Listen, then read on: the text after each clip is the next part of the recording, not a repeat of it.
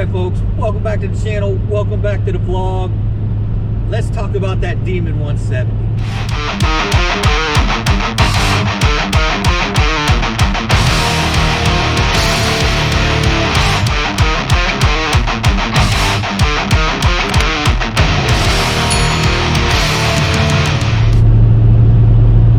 Alright folks, y'all saw the intro, y'all saw the thumbnail. We're going to talk about the Demon 170. I'm going to give you my thoughts on, you know, what the car is all about, what I think it is it going to go up in value, and we'll talk kind of a little bit about all those things. First, let's talk about what the Demon 170 really is. Now, the original Demon, 2018 Demon, track focused car, but something you can still daily drive. In my opinion. This is my opinion now. And when the Demon came out in 2018, it was just, again, trying to be the top horsepower car out there. And Dodge did it. You know, and they made it. And it is drag strip focused. I'll separate track from drag strip. It is straight line drag strip focused. But in my opinion, you can still kind of daily drive that car. So you got the crate, you got the different wheels, all of that. Or the 170, in my opinion, is straight up drag strip focused car. Can you daily that car? Yes, you can daily that car. I'm not saying you can't. I'm just saying it is strictly built as kind of the one-trick pony. Go fast, straight line, whip everything out there, because it is the fastest production car that you can buy, if you can find it.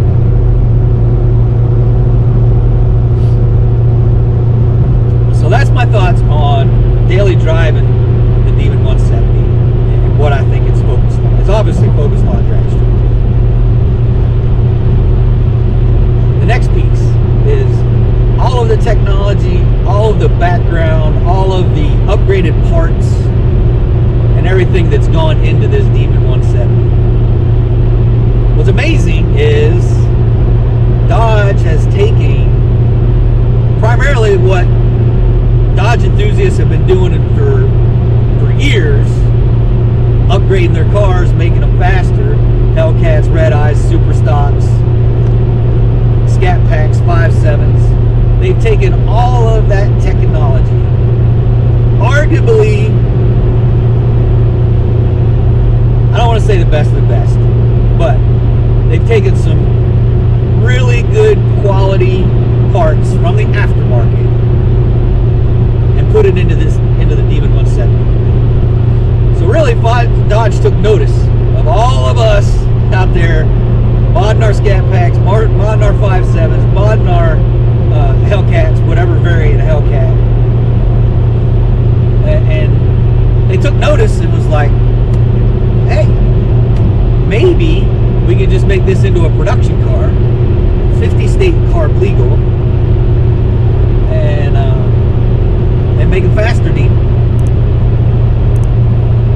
So basically, that's what they did. They took everything we've been doing for years and made a faster Demon.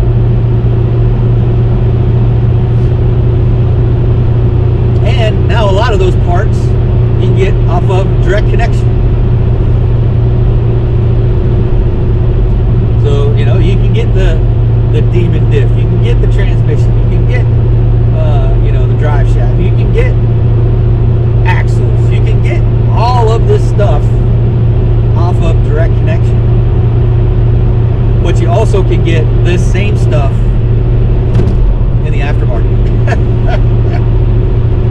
So just kind of keep that in mind, so you can compare what you're getting from direct connection to what you're getting from the aftermarket, and make sure you're making an informed decision on what upgrades you want to buy and where you want to buy it.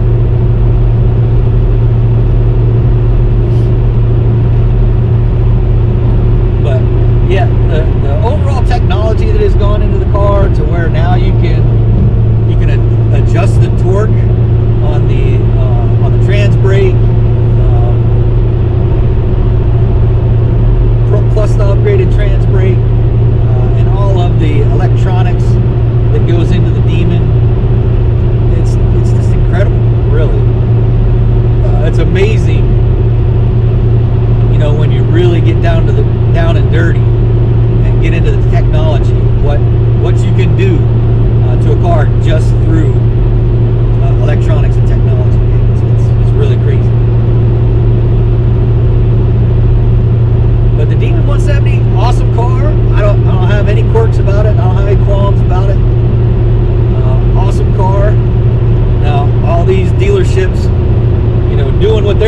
that's a different story. If y'all want that story, go see TK's Garage, OC Motivator, and Butter the Insider. Those three got their thumb on the pulse of what's going on with dealerships selling these demons.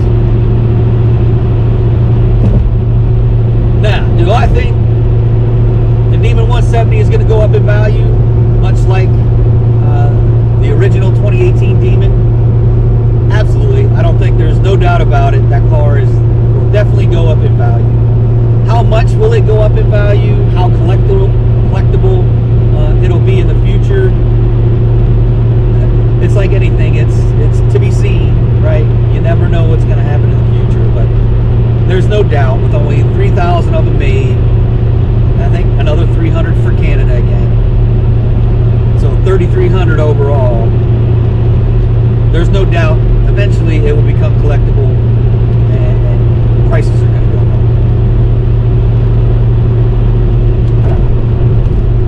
up. Would I get a Demon if I could afford one? Absolutely. If I had the money to get one and I had an allocation to get one, I would definitely get a Demon 170. Now, would I modify it or would I keep it stock? At least initially, I would definitely keep the car stock. And that's just to keep the collectability. And if I did do anything to it, I would make sure that it's fairly easy reversible to put it back into stock condition.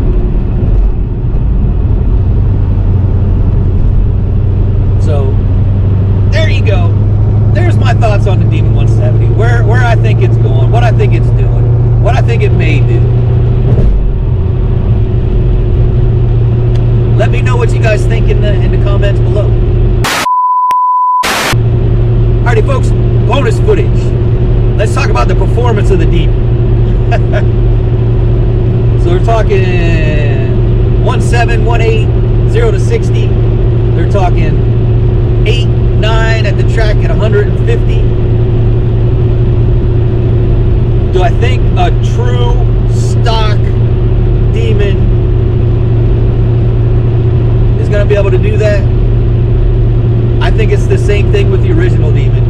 And what did I say? The 9.6 for the original Demon. Is if you have the perfect conditions, the perfect track, the perfect DA, just in the perfect run from the car,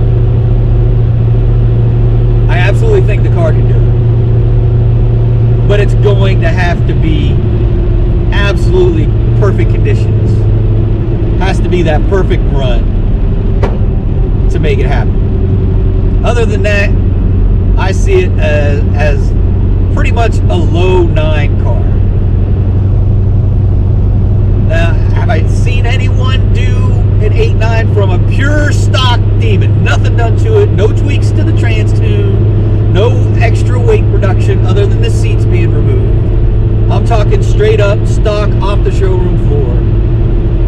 I don't think I've seen one. If y'all see one, let me know in the comments. But absolutely, I think the car can do it. Again, perfect conditions. Bottom line, it's a low 9 car all day long. That's going to do it for this one, folks. If you're stopping in for the first time, please check out the rest of the channel. If you like what's going on with the rest of the channel, do me them few things.